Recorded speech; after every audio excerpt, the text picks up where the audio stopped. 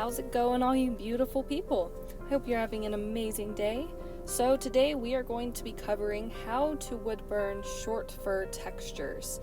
This is a longer voiceover and I don't want to do it a billion times, so I'm just gonna go for it. Pay any mistakes, no mind.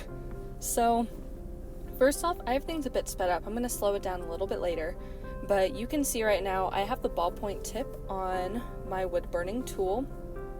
You can use a variety of different tips for this, but this is personally my favorite that I find most effective. You find what works for you. I know others who like to use any tip but this tip, so experiment, see what works for you.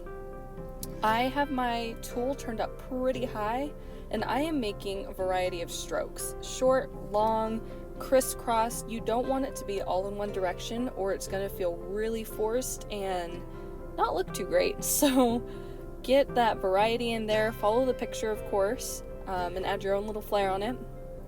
But in a second here I'm going to slow it down a little bit so you can see my strokes a bit better. So you can see now that I'm going over to a lighter fur patch, I've turned down my machine a bit and I'm using lighter strokes, again keeping that variety, and I'm going to have it lighter than what it is in the picture because I want to build it up. So I'll go ahead and zoom in here so you can take a look.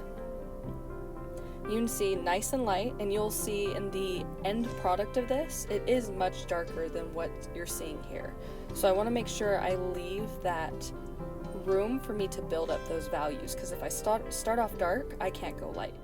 That's a good rule of thumb to follow in general. Start with the lightest values and work your way darker.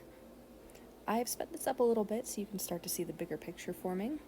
And I'm varying my strokes. I'm starting with those lightest values, and honestly, I'm just following my picture. I'm burning what I see, if you will. So my other tip for you today is make sure to vary your textures. There's going to be some patches that are a little bit more delineated and crisp than others. You can see right here I've made a little bit of a fuzzy patch. So instead of focusing on creating lines, I'm doing little circles to try and create that feathered effect.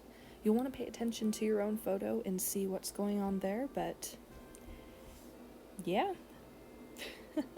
So as we're nearing the end of this video, I'm going to do a quick recap. Make sure to start with the lightest values and work your way to the darkest, because you can't go back.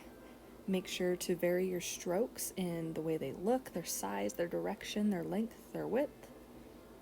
And make sure to have texture variations, have some of those fuzzy patches, have those clear ones, pay attention to your photo. Yeah, I hope this is helpful. If you have any questions, make sure to drop them down below. And as always, be kind, be curious, and be creative. Have an awesome day.